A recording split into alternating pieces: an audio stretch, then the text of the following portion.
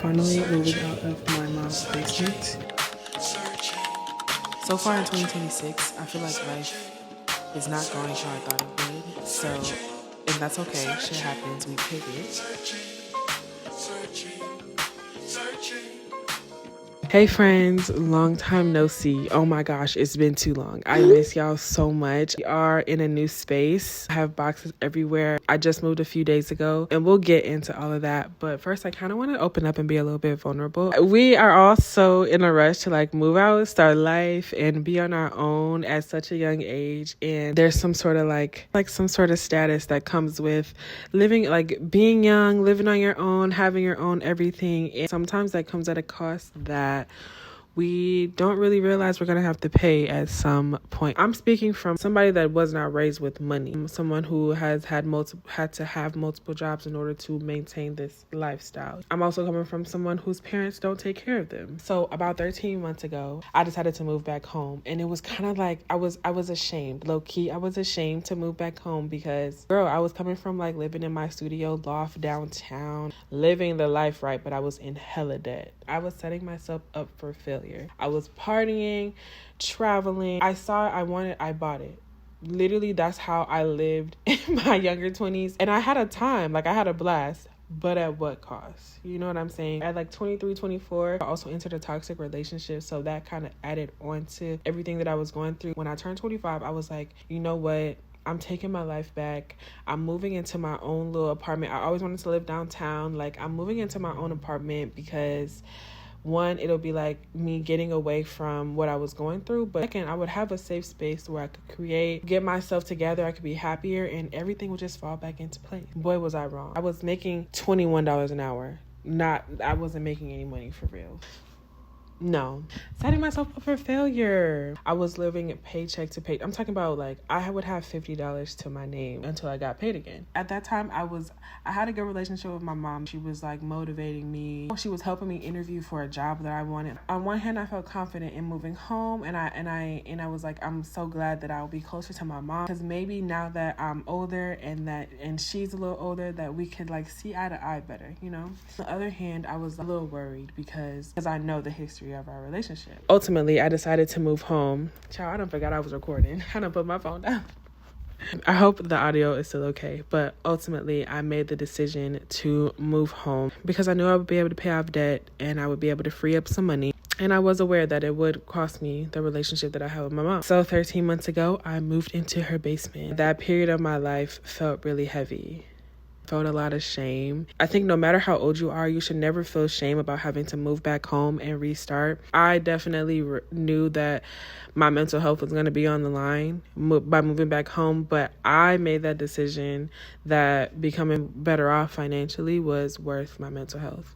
And you have to make that decision for yourself, whether or not you think that it's worth it. I will say, looking back on it now, yeah, I still think it was the best decision. I'm here now. I have a therapist. Like, I can afford therapy. I can afford my own place, and things are lighter now. And I think it's only a few days into me moving and things are already lighter. So I think for me, it was worth it. But we all have different parents. We all have different struggles. So like, you'll have to determine whether or not it's worth it for you. All in all, it should never be like shame associated with having to move home and reset, in my opinion. Speaking of mental health, I had put my head down and I was grinding. I was going to work. I would hang out with my friends sometimes. I would like get coffee, but really I was really grinding and paying shit off. Like, I had a goal to reach, but being in that dark basement, I just fell into a depression. I like left survival mode just to enter into another version of survival mode. Like, the strange thing is that home is supposed to be where you're safe, where you feel comfortable,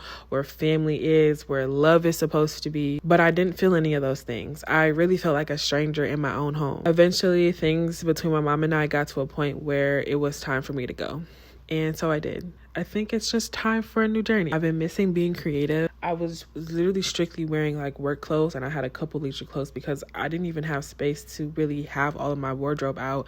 And that was affecting me because y'all know, if y'all follow me on other platforms, fashion is one of the ways I kind of express myself. Different hairstyles. I didn't have space to do my hair. Like, I knew all these things moving into my mom's space. Don't get me wrong, but I didn't know how badly it would affect me to not have access to all of my creative outlets. So the last 13 months of my life have been pretty dark and heavy, but for the first time in a long time, I feel like I can let light into my life, both metaphorically and literally. So welcome to this new chapter.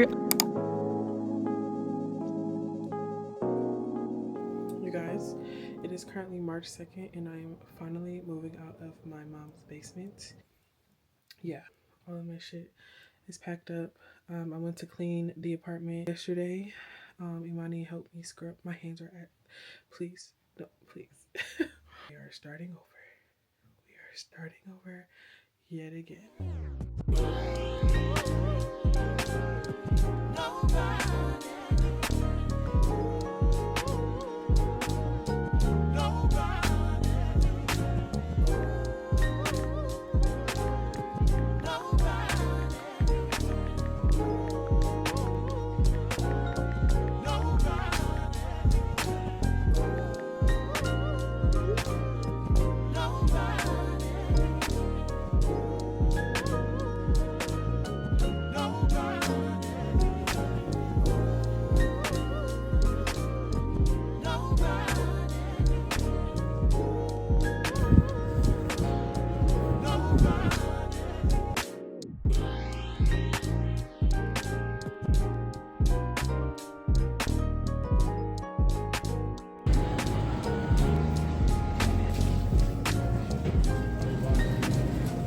I'm overstimulated. I just did like a quick Trader Joe's and Walmart run. If you know me, you know I do not like a Walmart, and I pay for the membership for that reason so they could deliver my groceries. But I was like, I'm gonna just go to the store real quick. It shouldn't be that bad.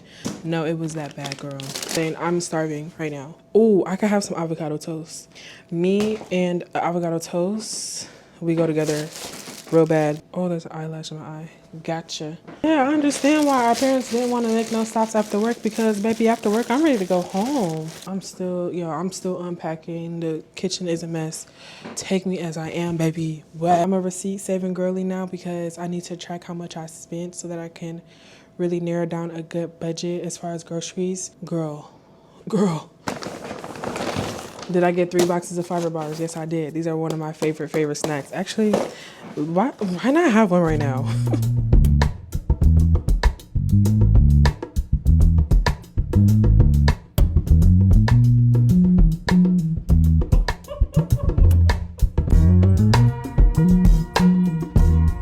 Look what I did to my finger.